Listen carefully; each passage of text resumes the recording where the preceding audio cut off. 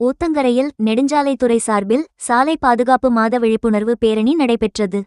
கிருஷ்ணகிரி மாவட்டம் ஊத்தங்கரையில் நெடுஞ்சாலைத்துறை சார்பில் தேசிய சாலை பாதுகாப்பு மாத விழிப்புணர்வு பேரணி நடைபெற்றது.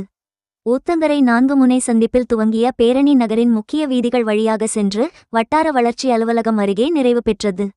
இதில் நெடுஞ்சாலைத்துறை ஊழியர்கள் பேரணியாக சென்று பொதுமக்களுக்கு விழிப்புணர்வு ஏற்படுத்தினர். இதில் வாகன ஓட்டிகள் போக்குவரத்து விதிகளை பின்பற்ற வேண்டும். அதிவேகமாக வாகனங்களை இயக்கக்கூடாது. மது அருந்தி வாகனம் ஓட்டக்கூடாது. ஹெல்மெட் கட்டாயம் அணிய வேண்டும் உள்ளிட்ட வாசகங்கள் அடங்கிய பதாகைகளை ஏந்தியவாறு ஊர்வலமாக சென்றனர். இந்த நிகழ்வில் உதவி கோட்டப்பொறியாளர் சரவணன், உதவி செயற்பொறியாளர் பெரியார் செல்வம், ஊத்தங்கரை வட்டாட்சியர் திருமால், காவல் ஆய்வாளர் முருகன், உதவி ஆய்வாளர் மோகன், கண்காணிப்பாளர் காத்தவராயன் மற்றும் சாலை பணியாளர்கள் ஏராளமானோர் கலந்து கொண்டனர்.